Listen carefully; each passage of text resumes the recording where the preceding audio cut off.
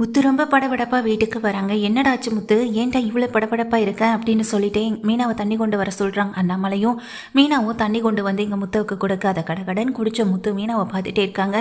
வா மீனா அப்படின்னு சொல்லி கூப்பிட, எங்காடா அப்படின்னு சொல்லிட்டு அண்ணாமலை கேட்குறாங்க.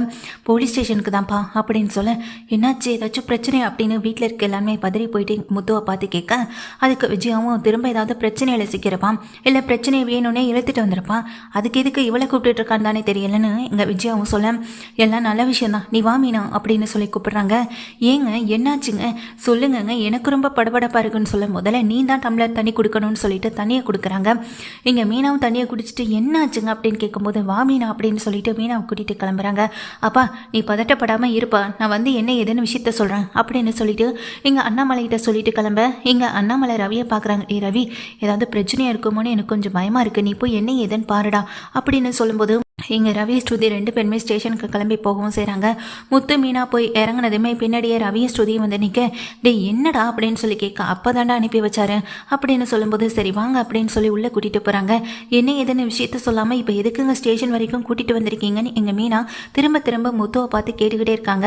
அதே போல தான் எங்கள் ரவி ஸ்ருதி ரெண்டு பேருமே முத்துக்கிட்ட கேட்டாலும் கொஞ்சம் வெயிட் பண்ணுங்கன்னு சொல்லிட்டு முத்து சொல்லும்போது, கொஞ்ச நேரத்தில் போலீஸ் இன்ஸ்பெக்டர் அங்கே இருக்க அத்தனை அதிகாரியுமே வரவும் செய்கிறாங்க. இன்ஸ்பெக்டர்லேருந்து எல்லாமே வந்து நிற்க, இங்கே வாங்க அப்படின்னு முத்துவையும் மீனாவையும் கூப்பிடுறாங்க. பக்கத்தில் போன முத்துவும் மீனாவும் ஸ்டேஷனில் உட்காந்துருக்க அந்த போலீஸ் இன்ஸ்பெக்டரையே பார்த்துட்டு இருக்காங்க. சரி ஏதாச்சும் பிரச்சனை அப்படின்னு சொல்லிட்டு இங்கே ரவியை வந்து கேட்க, ஏப்பா ஸ்டேஷனுக்கு வந்தாலே ஏதாச்சும் பிரச்சனையாக தான் இருக்குமா என்ன, அதெல்லாம் எதுவும் கிடையாது அப்படின்னு சொல்கிறாங்க. பின்ன வேற என்ன சார் அப்படின்னு சொல்லி கேட்க, அந்த சிந்தாமணி மேலே உங்கள் அண்ணன் முத்து கம்ப்ளைண்ட் பண்ணி வச்சுருந்தாரு அப்படின்னு சொல்ல, சிந்தாமணி மேலேயா, நீ முத்து என்னடா சொல்கிறாரு இவருன்னு அதிர்ந்து போயிட்டு இங்கே ரவி கேட்குறாங்க. ஆமாண்டா, நான் தான் சிந்தாமணி மேலே கம்ப்ளைண்ட் கொடுத்தேன்னு சொல்ல, நீங்கள் எதுக்குங்க அப்படின்னு சொல்லி இங்கே கேட்குறாங்க. கொஞ்சம் வெயிட் பண்ண மீனான்னு சொல்லும்போதே சிந்தாமணி அவங்க ஆட்கள் கூட வந்து நிற்கிறாங்க.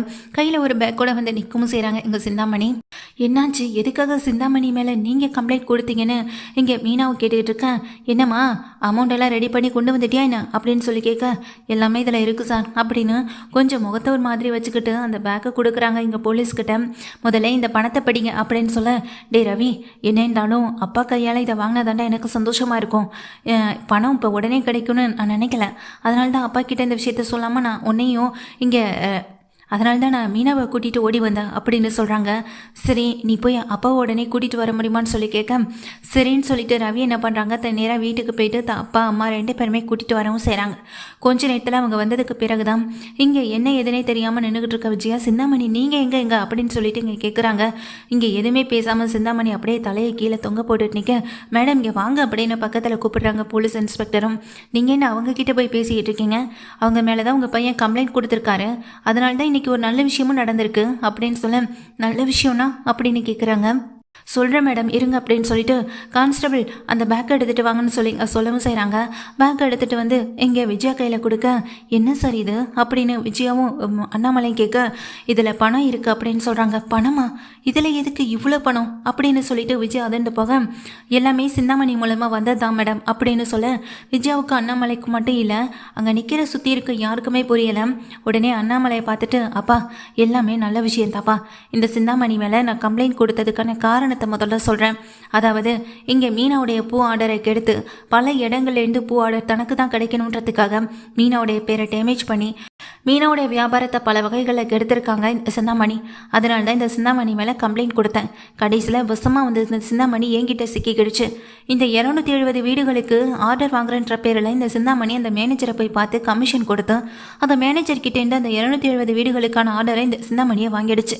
ஆனால் முறைப்படி ஆர்டர் கிடச்சது நம்ம மீனாவுக்கு தானே, மீனாவுக்கு கொடுக்காம அதை கமிஷன் பணம் வாங்கிக்கிட்டு இந்த சிந்தாமணிக்கு கொடுத்ததுனால எங்கள் கேஸை நான் பயங்கரமாகவே அதனால தான் இந்த கேஸை நான் ஸ்ட்ராங்காகவே போட்டேன் அப்படின்னு சொல்கிறாங்க. அதுக்கா இவ்வளோ பணன்ற மாதிரி விஜயா வாயை பழந்த மாதிரி நிற்க, உடனே ரவியும் ஸ்ருதியும் அதுக்கு இதுக்கு இவ்வளோ பணம் அப்படின்னு சொல்லி கேட்குறாங்க. இதில் எப்படியுமே ஒரு 35-40 லட்சம் இருக்கும் போலையே அப்படின்னு சொன்னதுமே விஜயாவுக்கு அப்படியே ஏங்கி போய்ட்றாங்க. பக்கத்தில் நிற்கிற எங்கள் அண்ணாமலையும், என்னடா முத்து இதெல்லாம் அப்படின்னு சொல்லி கேட்க, ஆமாப்பா மீனாவுடைய தொழிலை கெடுத்ததுக்காக நஷ்ட ஈடு 10 லட்சம் ரூபா அப்படின்னு சொல்ல, மீதி 30 லட்ச ரூபா அப்படின்னு கேட்குறாங்க. மீதி 30 லட்ச ரூபா நம்ம பணம் தாப்பா அப்படின்னு அண்ணாமலையை பார்த்து முத்து சொல்கிறாங்க. நீ என்னடா சொல்கிறேன்னு அங்கே இருக்காதுன்ற போக போலீஸ் இன்ஸ்பெக்டரே சொல்கிறாங்க. சார் நானே விஷயத்த சொல்கிறேன். கொஞ்ச நாளைக்கு முன்னாடி பணத்தை வந்துட்டு உங்ககிட்ட இந்த வீடு வாங்குறேன்னு சொல்லி கதிர்னு ஒருத்தன் ஏமாத்தினா, அதுக்காக கூட அவனை அரெஸ்ட் பண்ணி நாங்கள் ஸ்டேஷனில் வச்சுருந்தோம் இல்லையா அப்படின்னு சொல்லி கேட்கும்போது, ஆமாம் சார் அப்படின்னு சொல்கிறாங்க. அவனுடைய ஜாமீனில் எடுத்ததே இந்த சிந்தாமணியோடைய ஆட்கள் தான். அவன் எங்கேருந்து வந்தான், யார் அவனை ஜாமீனில் எடுத்ததுன்னு விசாரணை போயிட்டு இருந்தது. அந்த விசாரணை அப்போ தான் இந்த சிந்தாமணி கையும் களவுமா என்கிட்ட சிக்கினாங்க. அந்த சிந்தாமணி கிட்ட இந்த 30 லட்ச ரூபா பணத்தையும் அந்த கதிர் தான் கொடுத்து வச்சிருக்கான். கதிர் இங்கே மட்டும் இல்லை, பல இடங்களை ஏமாற்றி பணத்தை இந்த மாதிரி பல பேர்கிட்ட ஏமாற்றி இந்த மாதிரி அவன் ஃபினான்ஸ் பண்ணுறது, வட்டிக்கு கடன் கொடுக்கறதுன்னு ஏகப்பட்ட வேலைகளை பார்த்துட்டு இருந்திருக்கான். அதுக்கு கமிஷன் பணம் இந்த சிந்தாமணியும் அந்த கதிருக்கு பணத்தையும் கொடுத்து அனுப்பியிருக்கான். இதனால தான் என்கிட்ட வசிக்கணும் வக்கீலை வச்சு வெளியே எடுத்ததுனால தான் இவ்வளோ பிரச்சனை அந்த சிந்தாமணிக்கு நடந்திருக்கு. ஏன்னா அந்த பணம் அந்த கதிர்கிட்ட அப்போ வரைக்கும் அவன் கையிலே தான் இருந்திருக்கு அப்படின்னு சொல்கிறாங்க. இங்கே போலீஸ் இன்ஸ்பெக்டரும் இதை கேட்ட இங்கே விஜயாவும் அண்ணாமலையும் அப்படியே ஆடி போய் தான் நிற்கிறாங்க. இங்கே அது மட்டும் இல்லை சார், உங்கள் மருமகளையும் உங்கள் வீட்டு பையனையும் ஏமாத்துறதுக்காகவும் உங்கள் வீட்டு பொண்ணுடைய அந்த வியாபாரத்தை வந்துட்டு கெடுக்கணும்னு முயற்சி பண்ணதுனாலையும் நஷ்டஈடாக பணத்தை கொடுத்துருக்காங்க. இல்லைனா கோர்ட்டு மூலம் இதை மூவ் பண்ண வேண்டியிருக்குன்ற ஒரு பயம் வந்துடுச்சு. அது மூலமாக போனால் பிரச்சனை சிந்தாமணிக்கு தானே, அதனால தான் அப்படின்னு சொல்லும்போது, இப்போ உனி தப்பிச்சிட்டேன்னு நினச்சி சந்தோஷப்படாத சிந்தாமணி, ஒரு நாள் உன்கிட்டேருந்து இழந்தவங்க எல்லாருமே உன் வீட்டு முன்னாடி வந்து நிற்க தான் போகிறாங்க. அன்னைக்கு நீ வீடே இல்லாமல் வெளியே வந்து நிற்க தான் போகிற. அதுக்கான காலமும் நேரமும் ரொம்ப தூரம் இல்லை அப்படின்னு முத்து வந்துட்டு சிந்தாமணியை பார்த்துட்டு சிந்தாமணி அப்படியே வாயடிச்சு போய் நிற்கிறாங்க. பக்கத்தில் நிற்கிற மீனாவும் அப்படியே ரொம்ப சந்தோஷமாக சிரிச்சபடி நிற்க, இனிமேல் இப்படிப்பட்ட தொழில் செய்கிறவங்களுக்கெல்லாம் தண்டனை இதுதான் சார். நீங்கள் கம்ப்ளைண்ட் கொடுத்துருக்காங்க, உங்கள் கம்ப்ளைண்ட் படி நான் ஆக்ஷன் எடுக்கிறேன். ஒன்று உங்கள் வீட்டு பொண்ணு தொழிலை கெடுத்ததுக்காகவும், இன்னொன்று உங்கள் வீட்டிலேருந்தே பணத்தை திருடுனதுக்காகவும் இப்படி 2 கம்ப்ளைண்ட் இந்த சிந்தாமணி மேலே இருக்குது. சிந்தாமணி ஸ்டேஷனில் கம்பி என்ன தான் போகிறாங்க அப்படின்னு போலீஸ் இன்ஸ்பெக்டர் சொல்லி அங்கே சிந்தாமணியை இழுத்துட்டு போய் உள்ளே போட்டு அடைக்கவும் செய்கிறாங்க. பக்கத்தில் நிற்கிற எங்கள் விஜயா, நீ எல்லாம் ஒரு பொம்பளையா, இப்படி என் கூடவே பழகி என்னை ஏமாத்த நினச்சிருக்க, பாவியா பாவி அப்படின்னு சொல்லி திட்டுறாங்க. இங்கே சிந்தாமணி அப்படியே வாயடிச்சு போய் நிற்க, அதில் இருக்க ஒரு 50,000 பணத்தை எடுத்து முகத்தில் தூக்கி வீசி எறிகிறாங்க. இனிமே நீ எனக்கு கேஸ்க்காக பணம் கொடுக்க வேண்டியதில்லை, வக்கீல் கேஸை எப்படி நடத்தணும்னு அதை நான் பார்த்துக்கிறேன் அப்படின்னு 30 லட்ச ரூபா பணத்தையும் வாங்கிக்கிட்டு வெளியே வந்துடுறாங்க. விஜயா வாங்கினது மட்டும் இல்லை, இந்த 30 லட்ச ரூபா பணத்தை வந்துட்டு கேஸுக்காக செலவு பண்ணுறோம் அப்படின்றத தாண்டி இப்போ அதை கடனை அடைக்கணும். அதுக்கு இந்த பணத்தை கொடுத்து தாங்க ஆகணும், தயவு செஞ்சு அப்படின்னு சொல்லும்போது, நான் இதில் என்ன விஜயா செய்ய போகிறேன், நம்ம பையன் பிரச்சனை இல்லாமல் நிம்மதியாகவும் சந்தோஷமாக இருந்தாலும் எனக்கு பார்த்தாதான் என்ன அப்படின்னு அண்ணாமலை சொல்லிடுறாங்க. விஜயா அந்த பணத்தை அந்த ஃபினான்சியர்கிட்ட ஒப்படைக்கணும் ஒரு பக்கம் நினச்சிட்டு இருக்காங்க. இன்னொரு பக்கம் முத்துவுக்கும் மீனாவுக்கும் நஷ்டஈடாக வந்த அந்த பணத்தை விஜயா கையிலேயே கொடுத்து, இதை நீங்கள் செலவுக்கு வச்சுக்கோங்க, இங்கே மனோஜுடைய செலவுக்காகவும் வக்கீல் ஃபீஸ்க்காகவும் எப்படி நீங்கள் வெளியில் கடன் வாங்குவீங்க, வெளியில் கடன் வாங்கக்கூடாதுன்றதுக்காக தான் இந்த பணத்தை நான் உங்களுக்கு கொடுக்குறேன் அப்படின்னு முத்துவும் மீனாவும் அந்த பணத்தை விஜயா கிட்ட ஒப்படைக்கிறாங்க. விஜயா அதை கையில் வாங்கி பார்த்து சந்தோஷப்படுற அதே நேரத்தில் இன்னொரு பக்கம் தான் செஞ்ச தப்பை உணர்ந்து நிற்கவும் செய்கிறாங்க. சிந்தாமணி கூட ஒரு ஆளுக்கிட்ட ஃப்ரெண்ட்ஷிப் வச்சதை நினச்சி ரொம்ப ரொம்ப அசிங்கப்பட்டு நிற்கவும் செய்கிறாங்க. எங்கள் விஜயா உள்ளே நிற்கிற சிந்தாமணி, இப்படி நான் போட்ட பிளான் எல்லாமே சொதப்பலாயிடுச்சு.